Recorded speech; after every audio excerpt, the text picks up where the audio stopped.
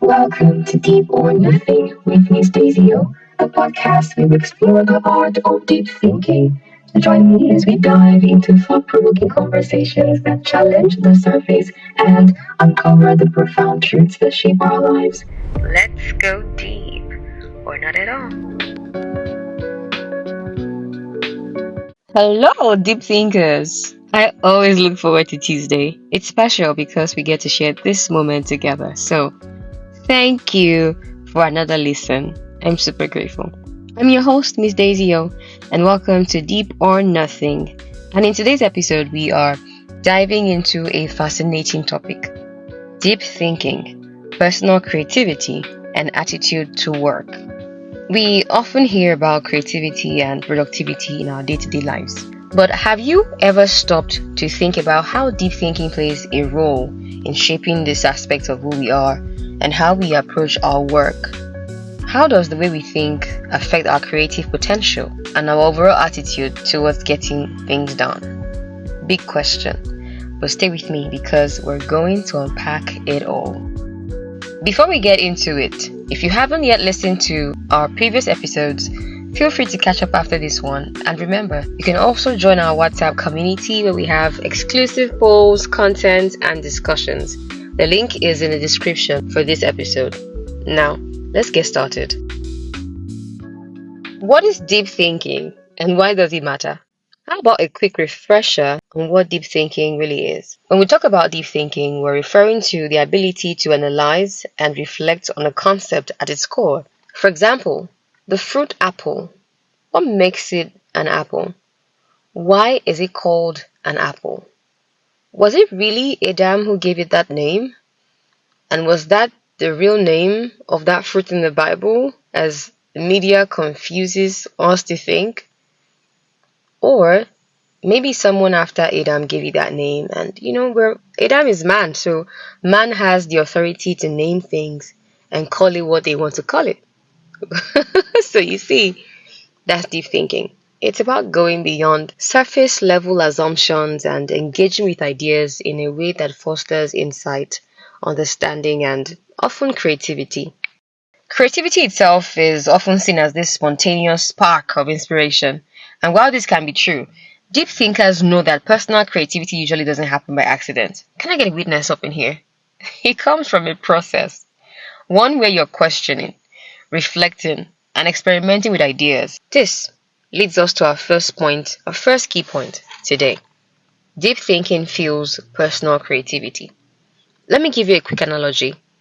Think of your mind as a garden. Creativity is like the beautiful flowers that bloom. But deep thinking, that's the soil. The richer the soil, the stronger and more vibrant the flowers will be. Deep thinkers cultivate the soil by constantly reflecting, analyzing, and exploring new perspectives. They create an environment where creative ideas can thrive. That's what deep thinkers do. So, how exactly does deep thinking contribute to creativity? Here's a relatable example. Let's say you're a writer working on a story. Without deep thought, you might come up with a plot that's predictable or characters that feel one-dimensional. But if you spend time truly reflecting on each aspect, considering the motivations of the characters, the world they live in, and the themes you want to explore, you start creating something more profound and meaningful. This applies to any field. Whether you're an architect, you're a banker, you're a virtual assistant, artist, a designer, an entrepreneur, any field. Deep thinking helps you push boundaries, find innovative solutions, and create work that stands out. Keyword, stands out.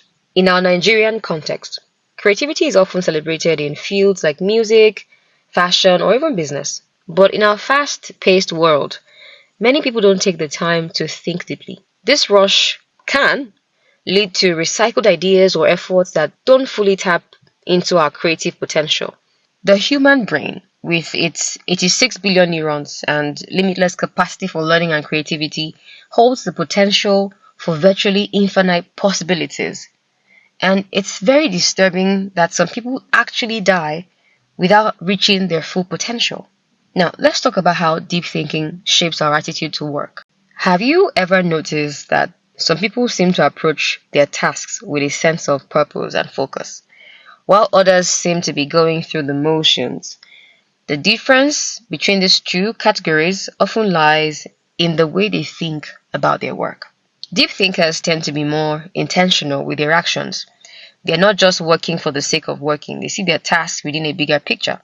They reflect on why they're doing something and how it aligns with their personal goals or the goals of their team. See, this reflective approach creates a sense of purpose, a sense of satisfaction, which in turn boosts productivity. For example, in the Nigerian workspace, especially in more traditional job roles, people often complain about being overworked or burnt out. But what if part of the issue is not necessarily the workload, but a lack of deep connection to the work itself? When you don't take the time to reflect on the why behind your work, it can start to feel like a meaningless grind. On the other hand, those who think deeply about their work tend to find more meaning in their tasks. They're more likely to approach challenges creatively, look for innovative solutions, and bring a positive attitude to their day-to-day tasks. Now, I'm aware of the reality that most companies in this part of the world are almost not employee-centric, and I wish that they were. As a deep thinker, you just find that you're really connected to the work that you do, or to the vision of your business, or to your vision of your work, or the company even. And trust me, some employers, some colleagues at work, they notice this difference between non-deep thinkers and deep thinkers. So deep thinking not only fosters creativity, but also cultivates a more productive and positive attitude towards work. Now that we have talked about how deep thinking affects creativity and attitude to work, let's dive into some practical tips on how you can incorporate deep thinking into your career, no matter what profession you're in. The beautiful part of this podcast is that after reflecting, we try to look for measures and tips and practical steps to get better. And these strategies will not only help you stand out in your field, but it would also enable you to approach your work with a more creative and purpose-driven mindset. Trust me when I say that a bunch of creatives I now see around, they need to explore the art of deep thinking, because you look at their work or the nature of their output and you're wondering, was any thought put into this work at all? I'm sure that you've also experienced something like this in recent times. So here are a few ways deep thinking can enhance your professional life. Number 1, set aside time for strategic thinking. In any profession, whether you're an entrepreneur, a doctor, teacher, or engineer, taking time to step back from the daily grind is very, very crucial. Set aside at least 30 minutes to an hour each week to think about your career goals and strategies for long-term success. 30 minutes to an hour. I didn't say every day, I said each week. So what you want to do is reflect on questions like, what's working and what's not? How can I approach this task differently to get better results? This period of strategic thinking helps you focus on big picture issues and avoid getting caught up in routine tasks. This period of strategic thinking helps you focus on big picture issues and avoid getting caught up in routine tasks. For instance, if you're in sales, taking time to rethink your approach to client relationships might reveal new ways to build trust and also to close some good deals. Number 2, solve problems from different angles. Whether you're in the corporate world, the creative industry, or a technical field, you'll encounter problems that require fresh solutions. Now, instead of sticking to that tried and true method you've always used before, deep thinking helps you explore different perspectives. You're asking yourself, what would happen if I actually tried this another way?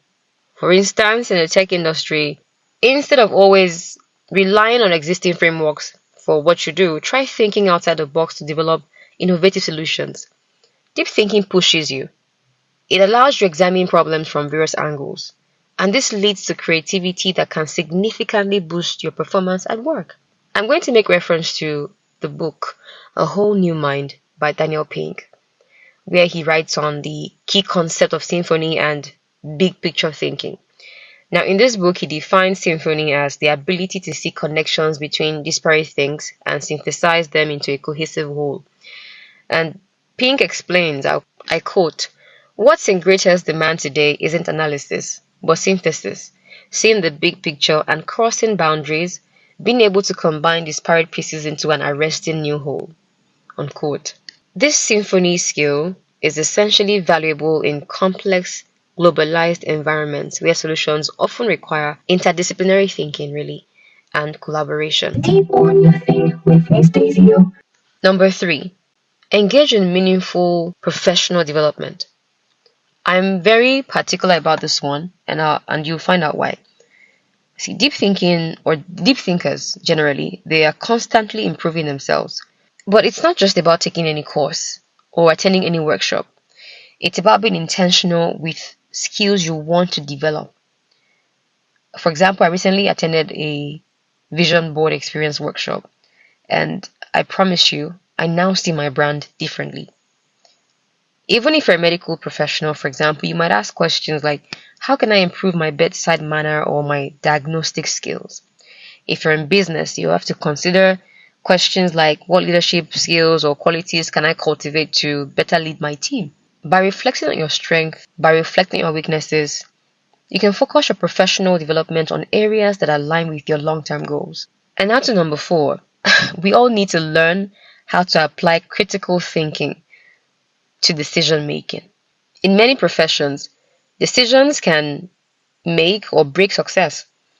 Now, instead of making decisions quickly or based solely on experience, practice deep thinking. And how do you do that? By critically analyzing the situation. Ask questions like, what's the impact of this decision on the team or the company in the long run? For example, if you're in management, instead of simply going with the majority opinion, you want to consider the potential consequences of each decision, both positive and negative. So by slowing down and applying deep thought, you can make decisions that benefit both your career and also your workplace. Number 5, collaborate with depth. In most careers, teamwork is like a vital part of success. Now, instead of merely going through the motions in team meetings or group projects, maybe learn to approach collaboration with deep intention. What this means is you're actively listening, you're asking thoughtful questions, you're contributing ideas that challenge the status quo. For example, if you're an architect or a designer, challenge yourself to go beyond the obvious solutions during your project meeting. Ask questions like, how can we make this design more suitable, or how can we make it more sustainable, more innovative? So the thing with deep thinkers is they thrive in collaboration by fostering conversations that would eventually drive creativity and innovation. And what this does is it improves the overall work dynamic. You're enjoying what you're doing, you're seeing results, you're able to track your milestones and celebrate your executions and completions. Deep on your thing with Miss Daisy. So at the end of the day, deep thinking isn't just about sitting around in a state of constant reflection. It's about applying those reflections in ways that fuel creativity and improve your attitude towards the work that you do.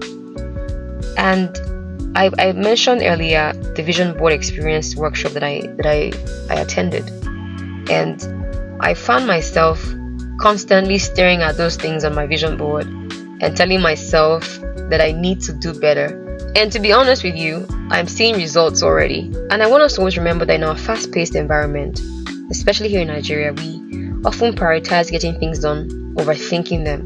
But taking the time to think deeply can lead to greater creativity, a more purposeful approach to work, and ultimately better results.